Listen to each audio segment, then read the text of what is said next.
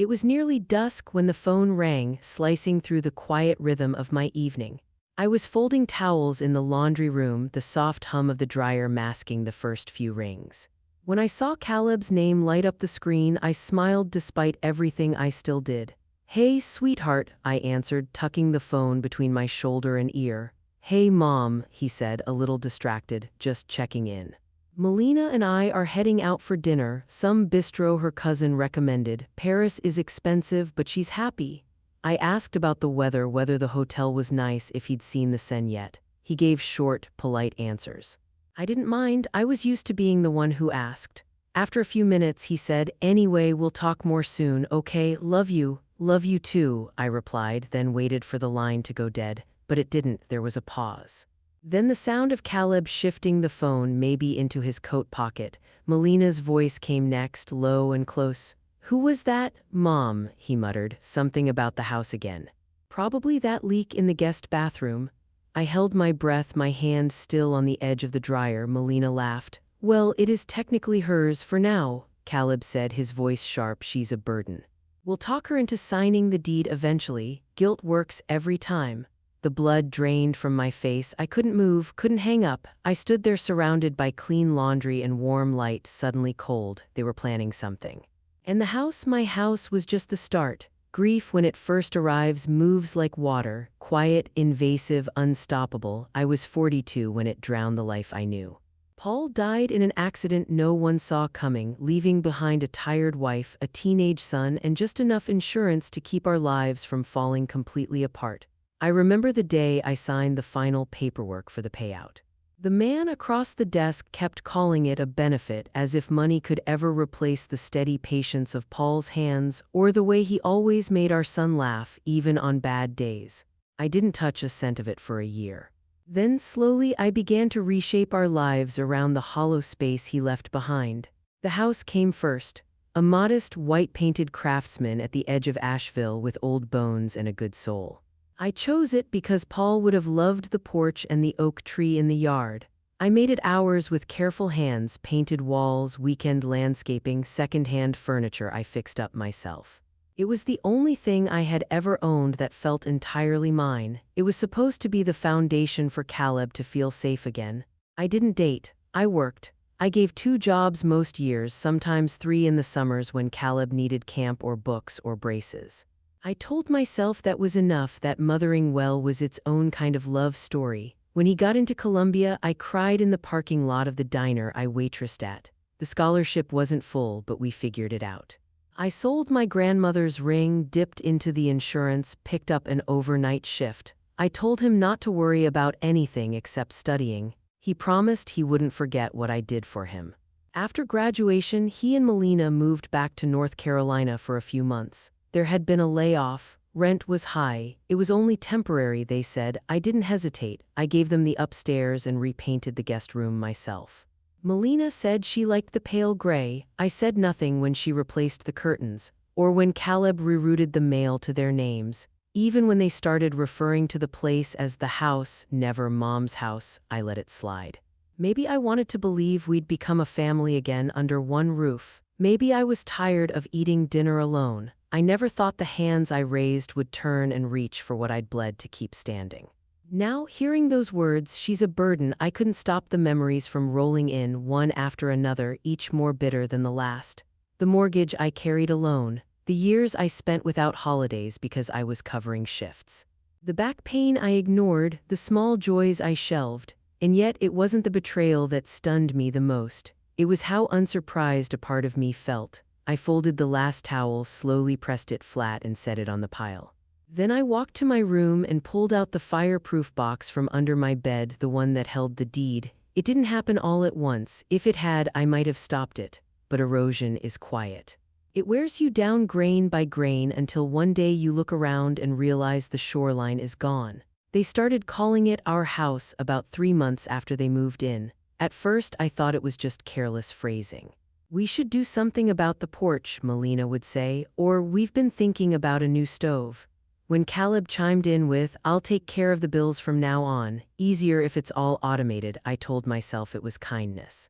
Help? A grown son trying to share the load. I didn't ask why the electric bill was suddenly going to his email or why the gas company started calling me Mrs. Hargrave Jr. instead of Lena. I just smiled. I told myself not to make a fuss. Melina painted the hallway one weekend while I was at church. It needed freshening up, she said cheerfully. The soft blue I'd chosen years ago was gone, replaced with a sterile shade of cream that matched their furniture. I stood there blinking, trying not to let it show on my face. She hugged me from behind and said, "We're building something beautiful here." I nodded and let her believe I agreed. Then came the conversation about the nursery.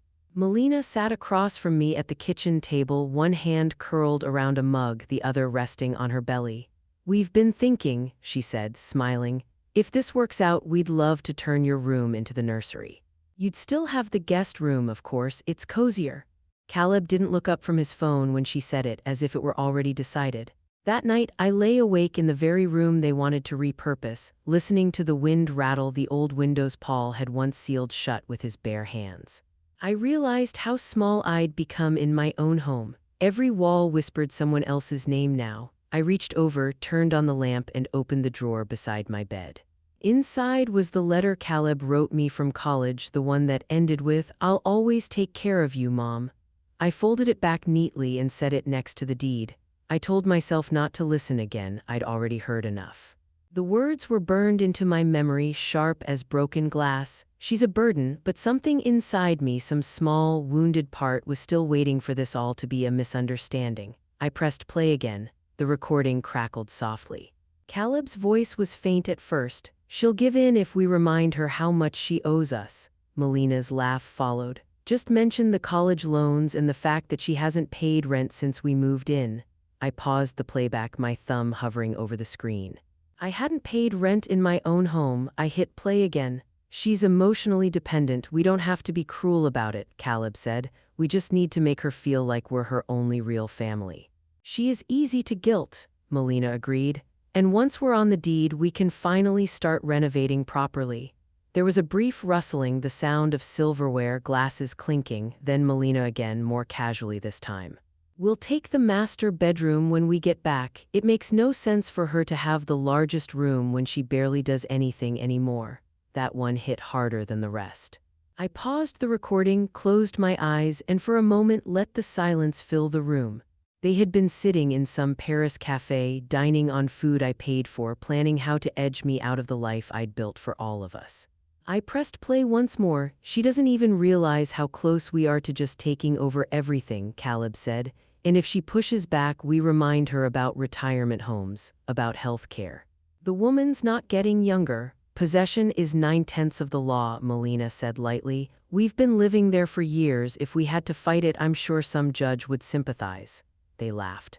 It was the sound I used to love, the one I'd strained to hear from the kitchen as a young mother just trying to make dinner and keep him smiling.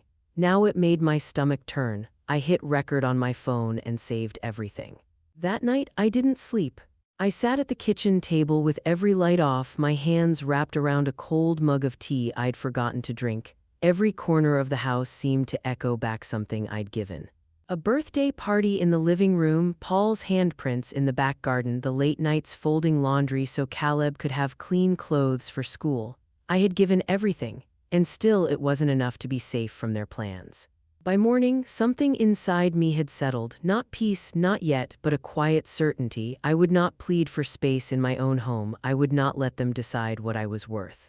I opened the drawer again, took out the deed, and began making calls. Joanna didn't ask why I showed up unannounced at her office that morning. She just waved me in, shut the door, and poured coffee into the chipped mug she always kept on the corner of her desk. "You look like someone who's come to set something straight," she said. I slid the deed across the desk. "Can you confirm I still hold sole ownership?" She picked it up, scanned it with her usual efficiency, then nodded. "There's no cosigners, no liens, no additions. The house is entirely in your name, Lena." That was all I needed to hear. I told her what I'd overheard, not every word, just enough. Her face didn't change much, but her eyes hardened. Joanna had known Caleb since he was in diapers. She danced at my wedding, held my hand at Paul's funeral. Now she said nothing as she reached for her legal pad and started writing. Over the next hour, we mapped it out, the legal protections, the timeline, the contingencies. I didn't cry, I didn't raise my voice. I signed what needed signing, made copies, and thanked her on my way out. By the end of that day, I had a private meeting scheduled with a realtor 2 towns over. Marcus had worked with me once before on an estate case, discreet, professional, no nonsense. When I told him I needed a quiet sale and a fast turnaround, he didn't flinch. "We'll price it to move. I know a few buyers who'd jump at it." I packed only what I had brought into the house. Photos, linens, a worn leather chair Paul had loved, the books I'd collected over 3 decades, everything else I cataloged. What was Caleb's went into boxes marked clearly and loaded into a moving truck I arranged myself. I prepaid for a storage unit and left the code with Joanna in case they came looking. I didn't tell anyone I was leaving. I found a furnished rental in Charlottesville, a place with light floors and neutral walls that held no memories. On my last night in the house, I stood in the kitchen alone and placed a note on the counter, right where Caleb and Melina would see it when they walked in. Surprise, a burden did this. I set down the keys beside it, locked the door from the inside, and exited through the garage one final time. As I drove down the familiar streets, the town blurred behind me like a painting washed in rain. Ahead of me, the road began to open. They came back on a Wednesday. I knew the day not because they told me, but because the calls began just after noon and didn't stop for hours. First Caleb, then Melina, then Caleb again. Missed call, voicemail, text, another call, each one more frantic than the last. "Mom," his voice crackled through the first voicemail. "The keys aren't working. Did you change the locks? What's going on?" The second was shorter, harsher. "Lena, this isn't funny. Where is everything?" "Where are you?" I listened to none of it in real time. I let them pile up while I sat in the small kitchen of my new rental, stirring sugar into a cup of coffee I didn't really want. I stared out the window at nothing in particular, letting the silence answer for me. By early evening, their panic had shifted tone. Melina's voice filled one message, syrupy and sweet, but sharp underneath. "We're just really worried, okay? Please call us, just let us know you're safe." Safe? I smiled at that. For the first time in years I was. Later that night, Caleb left a final message, his voice strained. "We found the note. I don't know what you think you heard, but you've made a huge mistake. This is our home, too, and you had no right, none, to sell it. We're talking to a lawyer. You've really done it this time." I saved that one, too. I didn't respond. I didn't explain. I didn't offer comfort or defense. Let them yell into the void. Let them wonder where the line between control and love finally snapped. I had no interest in pulling them across it. The house was gone. The door no longer opened for them, and my silence at last was speaking louder than anything I ever said. They demanded a meeting. Caleb's message had been short and sharp. "Tomorrow, 10 o'clock a.m. Cafe on Main. If you don't show, we're coming to your office." So I showed. I arrived at 10:05, not out of rudeness but intention. Caleb and Melina were already seated, postured in practiced indignation, hands curled around untouched mugs. I didn't greet them. I simply sat, set my phone on the table, screen up, and pressed play. Their voices spilled out, familiar and cruel. I watched their faces shift as each word echoed back at them. "She's a burden. We'll take the master bedroom. Guilt works every time." Melina paled. Caleb's mouth tensed, then tightened into something between anger and denial. "You misunderstood," he said flatly. "No," I answered. "I finally understood." Melina leaned forward, her voice soft and cutting. "You blindsided us. You sold our home out from under us." "It was never yours," I said calmly.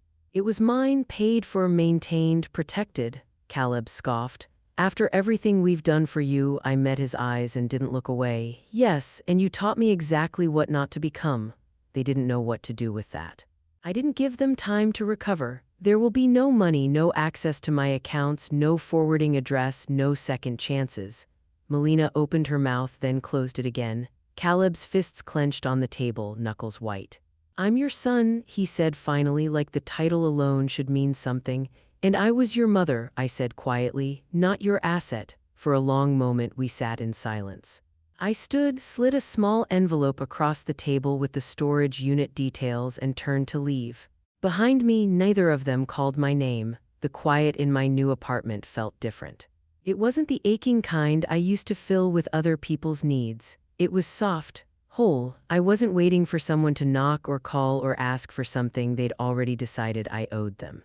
I made tea in the mornings, real tea, not the half-cold cups I used to forget on the counter.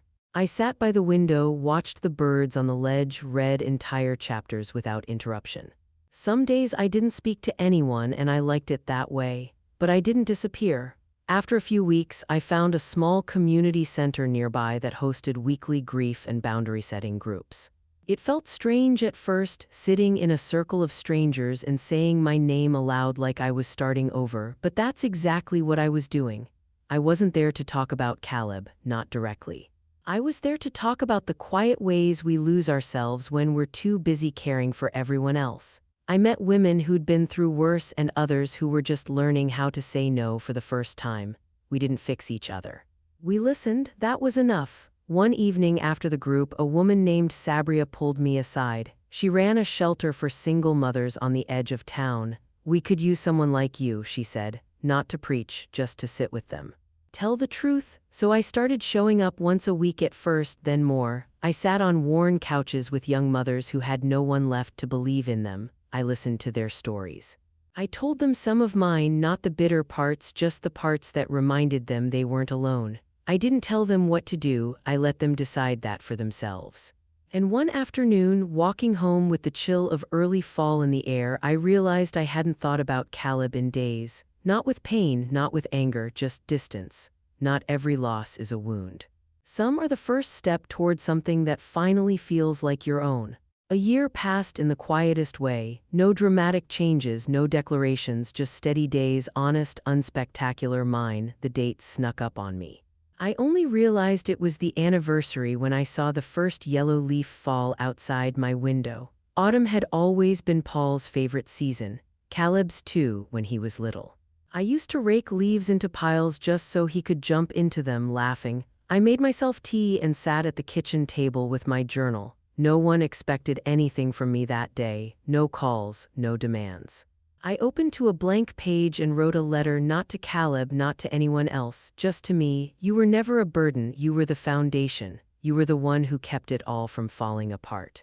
You carried what no one saw and gave more than anyone ever gave back. And when they tried to reduce you to your usefulness, you chose to walk away. That wasn't cruelty, it was clarity. I signed it. No flourish, no apology.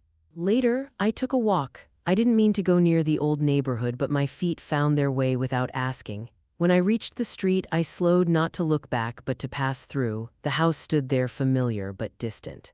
Someone had painted the door, the porch was clean. It didn't hurt the way I thought it might. I didn't linger. I didn't hope for anyone to look out the window. I just kept walking. I didn't lose my son.